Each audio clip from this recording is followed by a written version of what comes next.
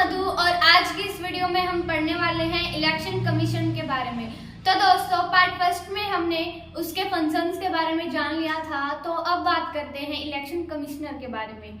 Indian constitution के part 15 में मतलब कि आर्टिकल 324 से आर्टिकल 329 के बीच में इलेक्शन कवर किए गए हैं। ये जो आर्टिकल 324 है ये कहता है कि हमारी कंट्री में एक इंडिपेंडेंट इलेक्शन कमीशन होना चाहिए जो कि free and fair election conduct करवा सके। आर्टिकल 324 ये भी कहता है कि पार्लियामेंट मतलब कि राज्यसभा और लोकसभा, स्टेट असेंबली यानी कि विधानसभा, प्रेसिडेंट और वाइस प्रेसिडेंट, ये चारों के इलेक्शन कमिश्नर ही कंडक्ट करवाएगा। अब आप सोच रहे होंगे कि इन चारों के अंदर सब कुछ कवर हो गया है, तो बचा क्या? तो 73rd amendment and 74th amendment act के थ्रू हमारी कंट्री में पंचायत म्यूनिसिपैलिटी, हमारी जो इसके थ्रू जो पंचायत म्यूनिसिपैलिटी है वो इंट्रोड्यूस की गई थी। तो म्यूनिसिपैलिटी, फिर था जिला परिषद, ग्राम पंचायत एंड पंचायत समिति। तो हमारी जो पंचायत समिति है ये हमारी जो बाकी बची हुई लोकल अथॉरिटीज हैं, इन लोकल अथॉरिटीज का इलेक्शन कमीशन कंडक्ट नहीं करवाता है। तो इनके इलेक्शन कौन कंडक्ट करवाएगा? तो स्टेट इलेक्शन कमिश्नर इनके इलेक्शन कंडक्ट करवाती है। तो अब दो पार्टीज हैं, स्टेट इलेक्शन कमिश्नर और इलेक्शन कमिश्नर, दो डिफरेंट और इंडिपेंडेंट अथॉरिटीज हैं। तो इलेक्शन कमिश्नर से पार्लियामेंट और फिर क्या है स्टेट असेंबली, फिर है प्रेसिडेंट और उसके बाद है हमारी जो वाइस प्रेसिडेंट।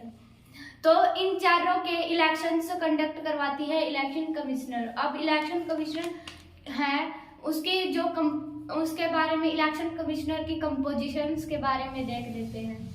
तो हमारा इलेक्शन कमिश्नर कंसिस्ट करता है कि एक चीफ इलेक्शन कमिश्नर जिसे चेयरमैन भी कहते हैं और दो इलेक्शन कमिश्नर, इन तीनों को प्रेसिडेंट अपॉइंट करता है। इन तीनों के पास इक्वल पावर होती है। तो अगर कोई डिस्प्यूट आता है तो उसे वोटिंग के दौरान मेजोरिटी के साथ सोल्व किया जाता है। और तीनों की सैलरी, बेसिक अलाउंस इक्वल होती है और इसके सिमिलर होती है एक सुप्रीम कोर्ट जज के सिमिलर होते हैं। साथ ही साथ इनका टर्म ऑफ ऑफिस होता है वो 6 ईयर या फिर 65 year age, whichever is earlier. इसके साथ ही इस टाइमलाइन को भी समझते हैं। 1950 से 1989 का जो कॉन्स्टिट्यूशन है, अब इलेक्शन कमिश्नर या वो एक सिंगल बॉडी था। हमारे जो 1950 में जो इलेक्शन कमिश्नर है वो सिंगल बॉडी मेंबर था, सिर्फ एक ही मेंबर था। पर 16 अक्टूबर 1989 में ये डेट है वो बहुत ही इम्पोर्टेंट है क्योंकि इसी के अराउंड आया था 61st amendment act. 61st amendment act में क्या था? तो जो वुमेन की वोटिंग एज थी वो 21 ईयर से रिड्यूस करके 18 ईयर्स कर दी गई थी। एज रिड्यूस की थी तो वोटर्स बढ़ गए थे। अब वोटर्स बढ़ गए तो हमारे जो सिंगल बॉडी मेंबर्स है उसको मल्टी मेंबर बॉडीज कर दिया गया। तो 1989 को इलेक्शन कमिश्नर एक नहीं मल्टी मेंबर बॉडी बना गया था। पर 1990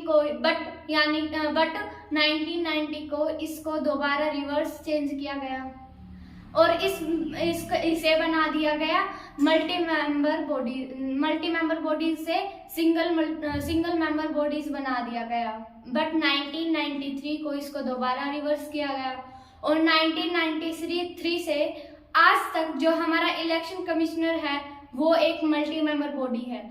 हमारे चीफ इलेक्शन कमिश्नर है वो है सुनील अरोरा और हमारे जो इलेक्शन कमिश्नर है 2 इलेक्शन कमिश्नर है वो है, एक है अशोक लवासा और सेकंड है सुशील चंद्रा। तो दोस्तों हमारा जो इलेक्शन कमिश्नर है वो बहुत ही अच्छा टॉपिक था और ये हमारा कंप्लीट हो गया है। तो दोस्तों हमारी अगली वीडियो देखने के लिए हमारे चैनल को लाइक एंड सब्सक्राइब कीजिए।